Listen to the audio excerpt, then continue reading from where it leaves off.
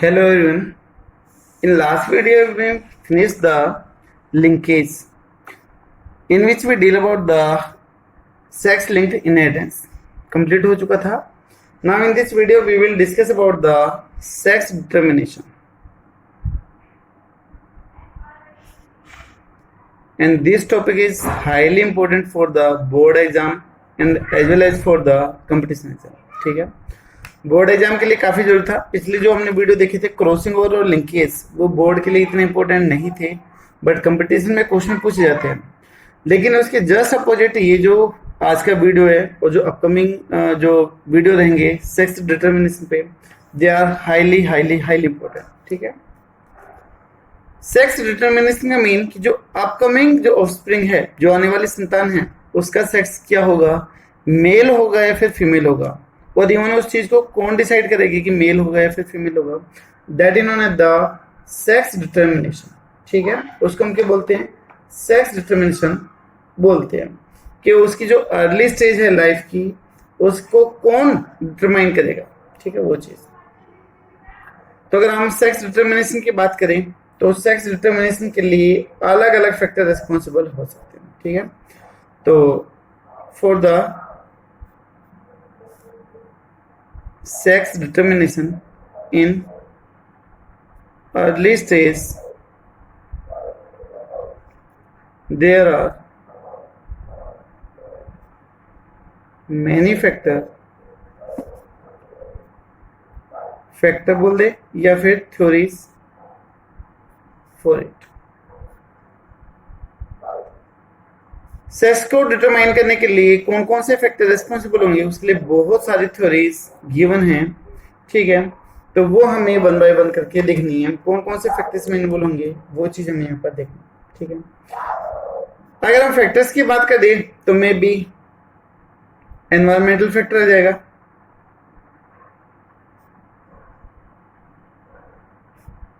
जो एनवायरमेंट के फैक्टर हैं वो भी रिस्पॉन्सिबल है. इसके अलावा नॉन एलोलोसोम जेनेटिक डिटर्मिनेशन, यानी कि जो जीन नहीं है वो भी इसको डिटरमाइन कर देंगे. तो non allosomic genetic sex determination, SD का mean that is sex determination. Next one is the allosomic sex determination. ये था नॉन और ये है आपका allosomic. And last one is the that is हैप्लोडिप्लॉइडी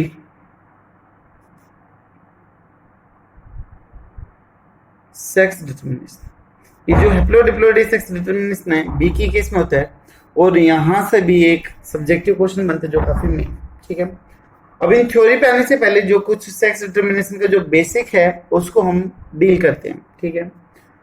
तो बेसिक चीजें देखते हैं, बेसिक जो टर्म्स है वो चीजें हम यहाँ पर देखते हैं.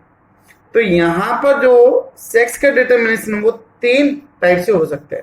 ठीक है. ऑन 3 टाइप्स, 3 टाइप से हो सकता है, और उनके लिए हम अलग अलग टर्म्स यूज करते हैं. जैसे अगर मान लो सेक्स का डिटर्मिनेशन फर्टिलाइजेशन से पहले हो रहा है तो उसको हम बोल देंगे that is progamic sex determination.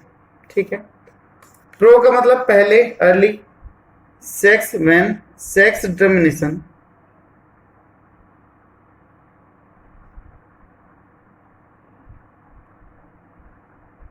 Is before fertilize. अगर फर्टिलाइजेशन के जोड़ने से पहले ही डिटरमाइन हो जाए कि मेल होगा या फिर फीमेल होगा, उसको आप बोलोगे प्रोगैमी. प्रो का मतलब अर्ली. ठीक है. आप बोलोगे ये कैसे हो सकता है, तो बेटा इसको हम पढ़ेंगे जो मैंने बोला था that is haplodiploidy sex determination. ठीक है. तो ड्रोन इन हनी बी ऐसे लिख दें एग्जाम्पल में. इसको हम डिटेल से बाद में डील करेंगे कि ऐसा क्यों होता है. ठीक है. पहले कैसे डिटरमाइन हो सकता है. ये जो मैंने ऊपर बोला था हैप्लोडिप्लॉइडी काफी इंपॉर्टेंट है. उसी में हम एक क्वेश्चन देखेंगे कि male bee don't have the father but have the grandfather. ये क्वेश्चन बहुत बार एग्जाम में पूछा गया है, तो हम इसको अच्छे से डील करेंगे. ठीक है. दूसरा दैट इज सिनगैमिक. सिन का मीन आपको पता ही है. सिन का मीन होता है फ्यूजन. तब गैमेट जुड़ने के दौरान सेक्स का डिटर्मिनेशन हो, तो sex is determined during fertilisation. Sex determined during fertilisation, यानी कि गैमेट के जोड़ने के दौरान ही सेक्स का डिटर्मिनेशन होगा, वो मेल होगा या फिर फीमेल होगा। तो अगर हम इसमें फॉर एग्जांपल की बात कर दें तो इसमें आ जाएगा most of plants and animals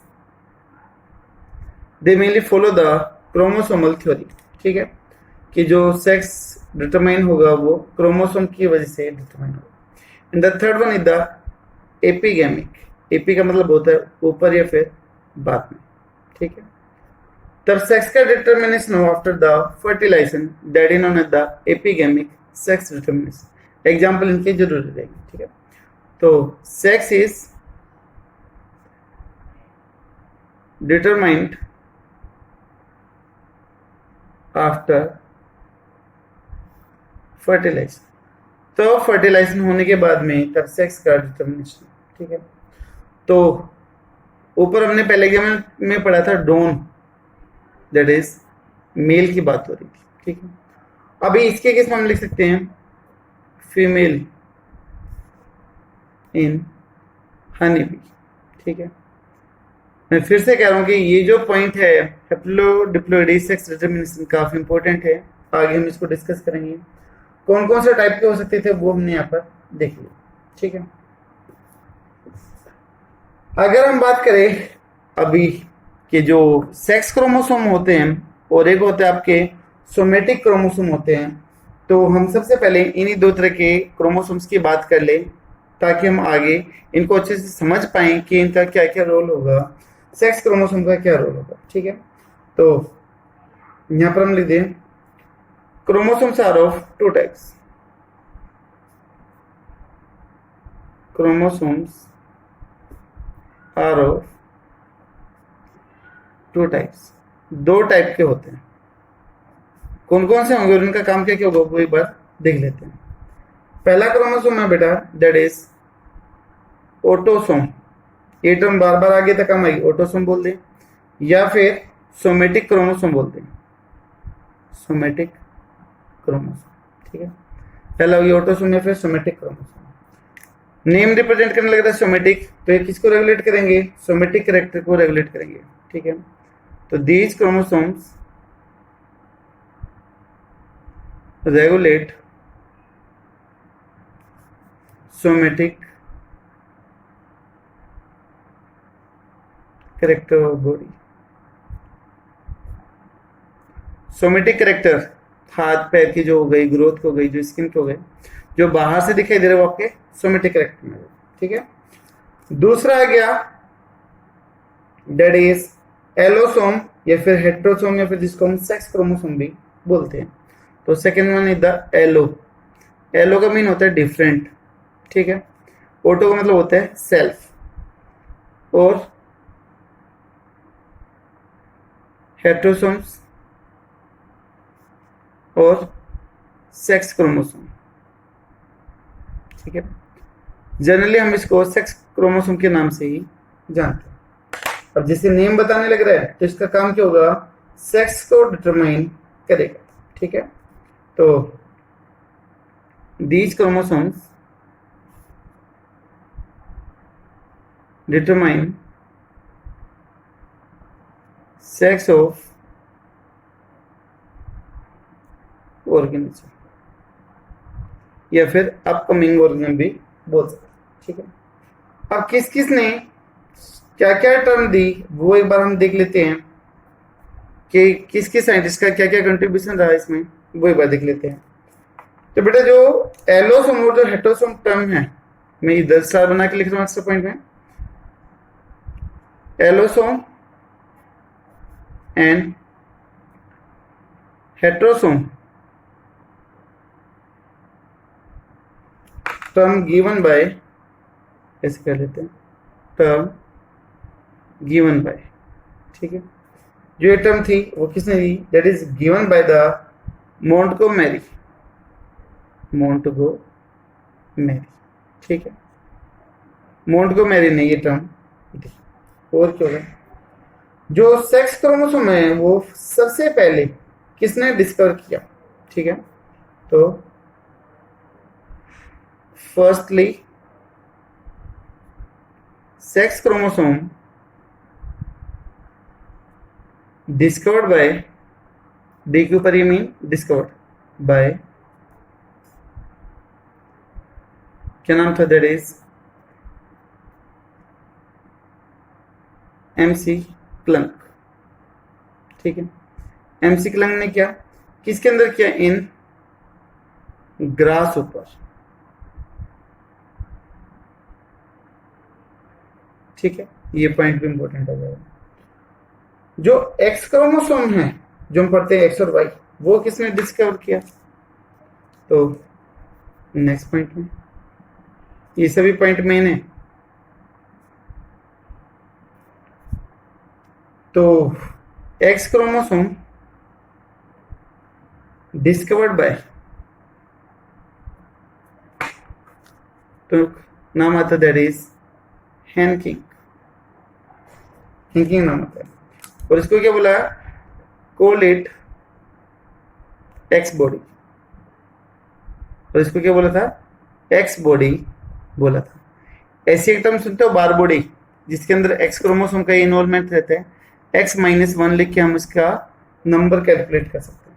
ठीक है, और जो chromosomal theory of sex determination है वो किसने दी? लास्ट पॉइंट देख लेते इधर, ऐसा पॉइंट है, that is chromosomal sex determination given by, तो यहां पर दो साइंटिस्ट का नेम आता है, that is Wilson and Stevens. ये दो नाम होते हैं। जितने भी पॉइंट हो काफी मेन है। यहाँ पर ध्यान रखना, सेक्स क्रोमोसोमल सेक्स डिटर्मिनेशन है कि क्रोमोसोम जो है वो सेक्स को डिटरमाइन करने के लिए रेस्पॉन्सिबल है। ऐसे ही आपने एक पढ़ा था chromosomal theory of inheritance, that is given by Sutton and Boveri. याद होगा शायद, करवाया था। एक था आपका क्रोमोसोमल थ्योरी ऑफ लिंकेज, कि जहां जहां पर क्रोमोसोम जाएंगे उसके ऊपर अटैच जीन भी उसके साथ में पास आउट होंगे। ठीक है, तो जो था आपका chromosomal theory of linkage, that is given by the TH. Morgan. ठीक है, तो कंफ्यूज होने की कोई जरूरत नहीं है, अलग अलग यहाँ पर हम देख चुके हैं। अभी हमने देखा था स्टार्टिंग में कि सेक्स को डिटरमाइन करने के लिए काफी अलग अलग तरह के फैक्टर रिस्पॉन्सिबल है। तो उसी में हम सबसे पहले आ जाते हैं जो हमने लिखा था, दैट इज एनवायरमेंटल कंडीशन। ठीक है, तो फर्स्ट वन हम टाइप पे आ जाते हैं। First, that is environmental determination of sex.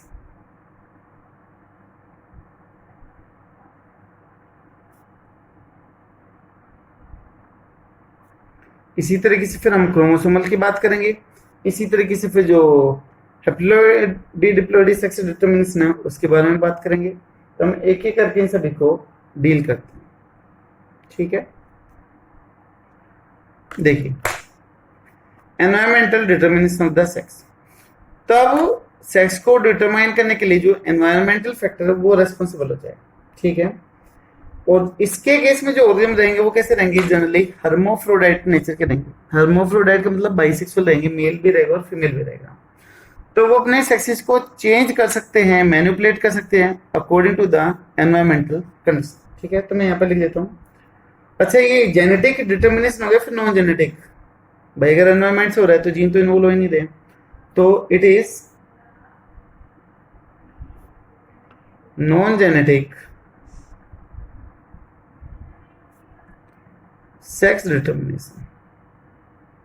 ऐसे लिख दो शॉर्ट में, बार बार पूरा नहीं लिखना पड़ेगा। Sex determination which is totally based on environmental condition, जो टोटली एनवायरमेंटल कंडीशन के ऊपर ही डिपेंड रहेगा। ठीक है, and organisms are, if your organism is hermaphrodite, एक टर्म लिख रहा हूं मैं, that is हर्मोफ्रोडाइट, ये वर्ड आपने पहले भी सुना होगा। दैट्स मीन द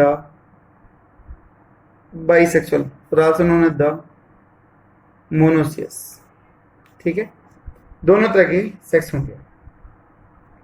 और ये जो सेक्स का एक्सप्रेशन है वो एनवायरमेंटल कंडीशन के ऊपर डिपेंड करेगा। ठीक है, एंड सेक्स एक्सप्रेशन कि कौन सा एक्सप्रेस होगा, मेल बनेगा या फिर फीमेल बनेगा, एक्सप्रेशन डिपेंड अपॉन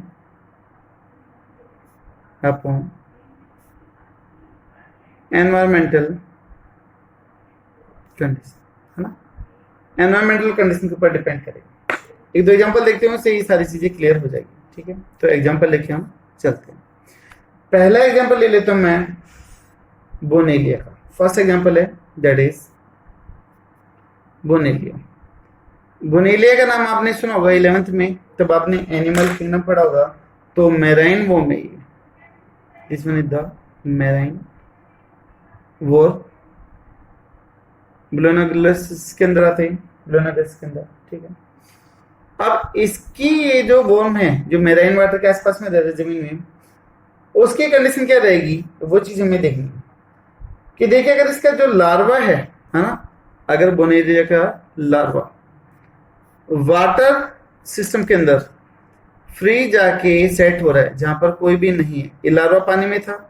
ठीक है, this one is the larva.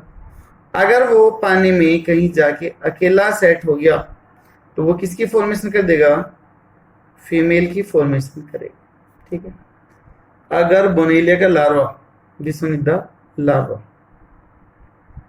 अगर वो फ्रीली सेट हो गया, अकेले सेट हो रहा है, ठीक है, अलोन, तो वो किसके अंदर कन्वर्ट होगा, फीमेल के अंदर कन्वर्ट होगा। इसी तरीके से अगर मान लो ये लार्वा है और कोई भी लार्वा है, ठीक है, this one is the larva, अगर ये फ्रीली सेट हो गया, अब इसकी दो कंडीशन है, या तो ये कहीं अलग जाके फ्रीली सेट हो जाए, या फिर ये फ्लोट करता करता किसके पास में आ जाए, इस फीमेल के पास में जाए। अगर ये फ्रीली फ्लोट करता हुआ चला गया और कहीं पे अलग जाके बैठ गया तो ये फिर से क्या बना देगा, फीमेल बनाएगा। ठीक है, अगर ये मान लो मूवमेंट करता हुआ, फ्री फ्लोट करता हुआ गलती से इस फीमेल के पास में आ गया, यहाँ पर सेटल हो गया, तो ये किसके अंदर कन्वर्ट हो जाएगा, मेल के अंदर कन्वर्ट हो जाएगा। समझ में आएगा शायद। तो यहाँ पर देखिए मेल बनना और फीमेल बनना किसके ऊपर डिपेंड है, उसके सेटलिंग पैटर्न के ऊपर है। अगर वो फ्रीली सेटल हो रहा है तो क्या बना रहा है उधर, फीमेल। अगर वो फीमेल के पास में सेटल हो रहा है तो क्या बना रहे हैं, यहाँ पर मेल बना रहे हैं। अब ऐसा क्या होता है कि फीमेल के पास अगर ये सेट हो गया, बैठ गया, आ गया, तो मेल बनेगा। तो इसके लिए थ्योरी दी जाती है हार्मोनल थ्योरी। बोलते हैं कि जो फीमेल है वो इस लार्वा के फीमेल हार्मोन को सप्रेस कर देती है। ये जो फीमेल है पहले वाली, वो इस लार्वा के फीमेल हार्मोन को सप्रेस कर देती है। तो अगर फीमेल हार्मोन सप्रेस हो गया तो क्या बचेगा, सिर्फ मेल, और यहाँ पर क्या हो जाएगा, मेल का एक्सप्रेशन ही होगा। ठीक है, तो यहाँ पर जो इसका डिटर्मिनेशन है वो सेटलिंग के ऊपर डिपेंड करेगा। तो अगर फ्री सेटल है तो यहाँ पर मैं लिख रहा हूं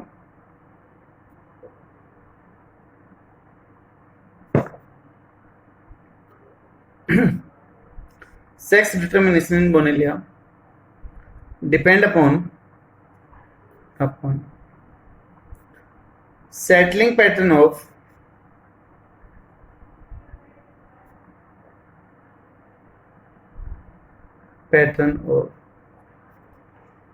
its larva। ठीक है, अगर फ्री सेटल हो रहा है तो क्या बनाएगा, फीमेल। अगर नियर फीमेल सेटल हो रहा है तो फिर क्या बना देगा, मेल बना देगा। अब इसका जो की पॉइंट है वो क्या है, because female suppress the female hormone of larva, so finally male get form। तो फाइनली किसकी फॉर्मेशन हो जाएगी, मेल की फॉर्मेशन हो जाएगी। ठीक है, ये कंडीशन आ गई किसमें, बोनेलिया के अंदर आ गई। इसी तरीके से हम बात करते हैं किसकी, क्रिपिडोला, जो मेराइन मोलस्क का है उसकी हम बात करते हैं। वही कंडीशन रहेगी यहाँ पर भी। मैं लिख देता हूँ दूसरा example, second example, that is Crepidula. Crepidula क्या है, ये मेराइन मोलस्क है।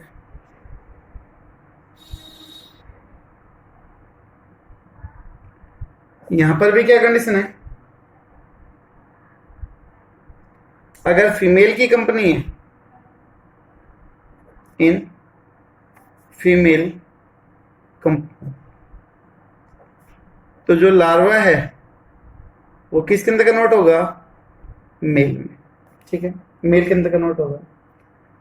अगर लेफ्ट अलोन, अगर अकेला रह गया तो लार्वा किस में कन्वर्ट हो जाएगा, इन फीमेल में कन्वर्ट हो जाएगा। ठीक है, तो लगभग वही कंडीशन। और क्या एग्जांपल है, ये एग्जांपल आपको कंपटीशन एग्जाम में हेल्प कर सकते हैं। ठीक है, बोर्ड एग्जाम में तो एक दो से काम चल जाएगा, बट कंपटीशन एग्जाम के लिए जरूरी। अब जैसे देखिएगा क्रोकोडाइल का एग्जांपल, क्रोकोडाइल और टर्टल में थोड़ा सा कंफ्यूजन है, तो इधर एक बार देखिए। अगर मैं बोल दूं कि लो टेम्परेचर है ना, लो टेम्परेचर है, बिलो 28 डिग्री सेल्सियस है, तो वहां पर होगी फीमेलनेस फॉर्मेशन, फीमेल की फॉर्मेशन होगी या फिर फीमेल प्रमोट हो। दूसरी कंडीशन है कि हाई टेम्परेचर अगर हो जाए तो, यानी मोर देन 28, अगर 28 डिग्री से ज़्यादा हो जाए, ठीक है, तो हाई किसको प्रमोट करेगा, मेलनेस को प्रमोट करेगा, फॉर्म मेल। ठीक, जब भी ये टॉपिक पढ़ाते क्लास में तो बच्चे झट से बोलते कि जी अगर टेम्परेचर बीच का हो जाए, ठीक है, अगर टेम्परेचर बीच का हो जाए, जैसे कहीं कहीं पर दे रखा है 33 डिग्री सेल्सियस दे रखा है, अगर जी बीच का हो जाए, टेम्परेचर 30 के अराउंड हो जाए, तो फिर होगा क्या, तो बेटा फिर हो जाएगा 50-50 का रेशियो वहां पर डेवलप हो जाएगा। मैं अगली एक एग्जांपल में और ये चीज समझा रहा हूं, टर्टल।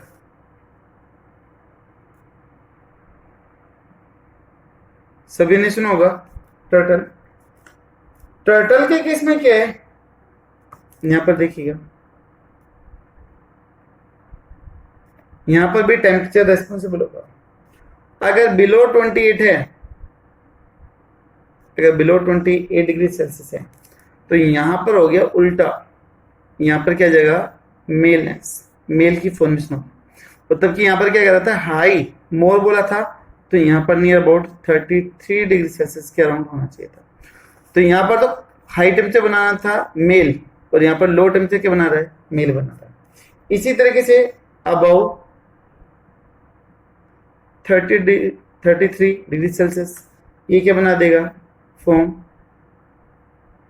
फीमेल, क्या बना देगा, फीमेल बना। तो यानी कि क्रोकोडाइल का जस्ट अपोजिट हो गया किसमें, एक दूसरे, टर्टल के केस में अपोजिट। ठीक है, लिख दे मैंने। तो बच्चे कई बार बोलते हैं कि अगर इसका बीच का हो जाए, जिसे मान लो एवरेज आ जाए और टेम्परेचर हो जाए कि 30 सेल्सियस हो जाए, तो फिर होगा क्या, तो वहां पर बनेगा मेल और फीमेल बनेगा 1:1 में, या फिर 50:50 में बनेगा। इक्वल केस में वो चीज डेवलप होगी। ठीक है, इसी तरीके से हम एक लास्ट एग्जांपल और देख लेते हैं, in case of the Medusa. पढ़ा होगा मेडुसा भी आपने, जिसको आप मैराइन फिश के अंदर काउंट करते हो, जूलॉजी में आपने काफी अच्छे से पढ़ा होगा मैराइन फिश। उसका एक एग्जांपल और लेते हैं। इसमें जो मेल है वो कब बनेगा, कोल्ड वाटर में बनेगा, और वही जो वार्म वाटर, उसमें किसकी फॉर्मेशन होगी, फीमेल की फॉर्मेशन होगी। तो कोल्ड वाटर में क्या बनेगा, मेल, और अगर हम वार्म वाटर की बात कर दें तो क्या बनेगा यहाँ पर, फीमेल। इसी तरीके से कहीं पे मैग्नीशियम की बात आती है, कहीं पे कुछ आती है, बट जो मेन एग्जांपल थे जो आपकी कंपटीशन एग्जाम के लिए जरूरी है, वो हमने यहाँ पर इस वीडियो में कवर कर लिया। ठीक है, तो दोस्तों इस पहले वीडियो में सेक्स डिटरमिनेशन के में हमने बात करी अबाउट द सेक्स डिटर्मिनेशन, क्या होता है, जो अपकमिंग ऑफ स्प्रिंग है वो मेल बनेगी या फिर फीमेल, इसका डिसाइड करना, उसका निर्धारण करना आपका सेक्स डिटर्मिनेशन कहलाता है। डेफिनेशन मैंने नहीं लिखी है, सिंपल से आप अपनी तरफ से भी लिख सकते हो।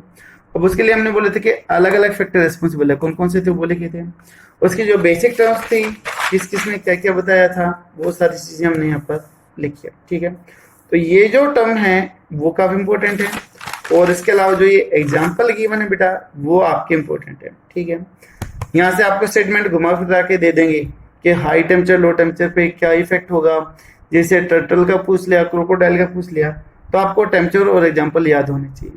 ठीक है, तो बेटा नेक्स्ट वीडियो में हम बात करेंगे about the chromosomal sex determination की, अगर वो कंप्लीट हो गया, थोड़ा सा लेंथी है, तो उसके बाद में फिर हम बात कर देंगे किसकी,